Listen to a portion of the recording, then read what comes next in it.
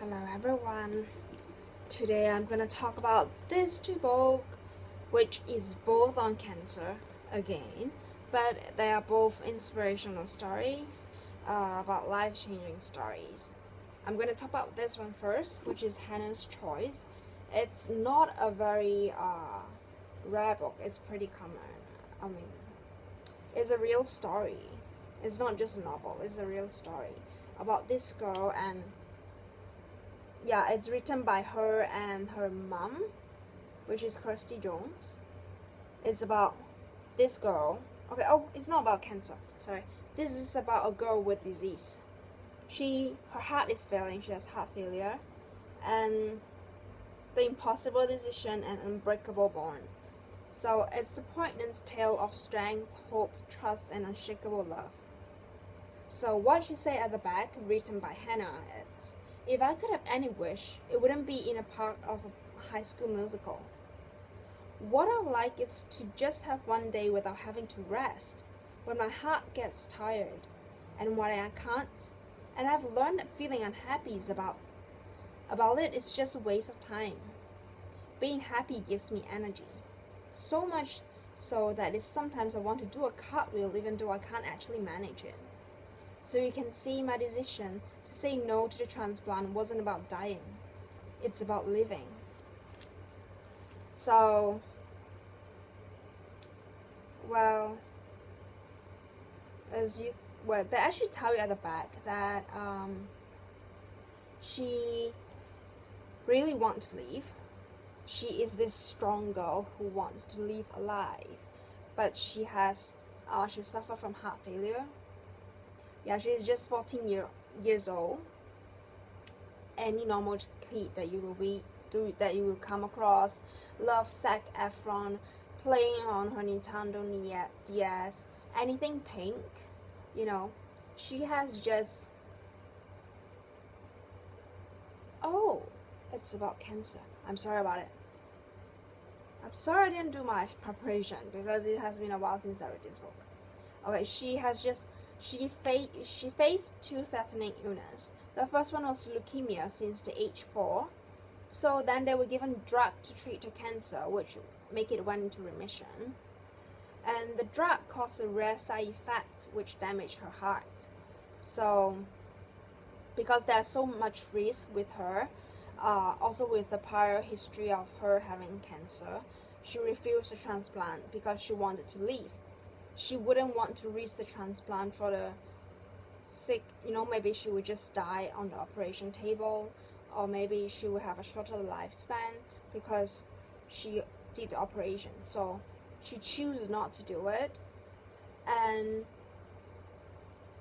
the lucky thing is that she didn't die. Even though it was so hard for her to go on living. Her heart was failing so badly. When your heart fails, you have no energy and all that stuff.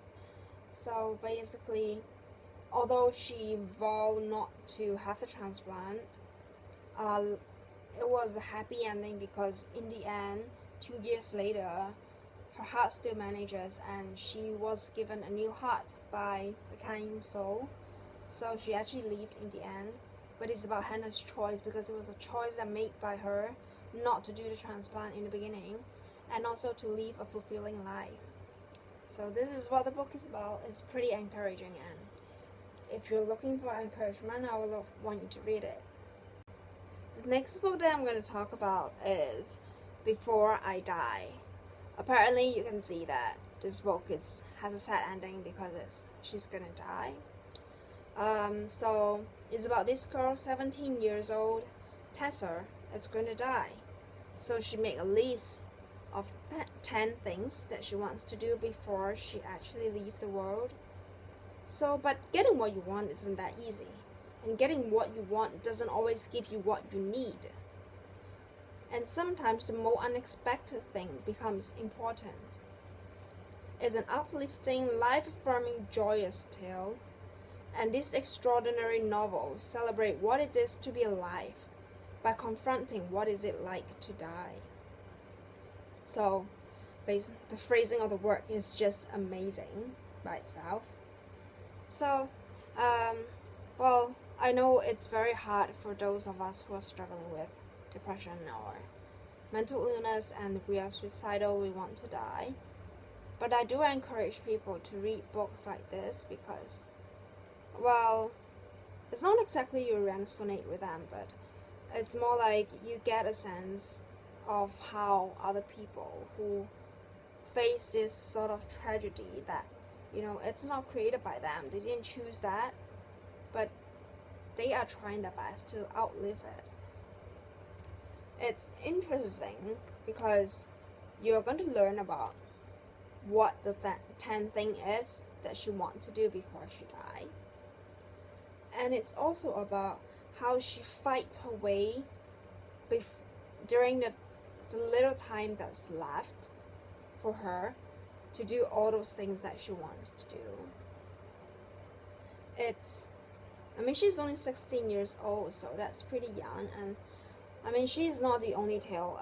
This is a novel, it's not a real story, but there are so many people out there who are suffering, who get cancer, who get terminal illness, and they cannot change that part of their life. That's what people argue about, like mental illness, you can actually change it, but for them, it's physical, it affects their body, and they cannot escape the fate that it's gonna happen. But anyway, this book is pretty good, but I like Hannah Choice better. But it's actually pretty interesting,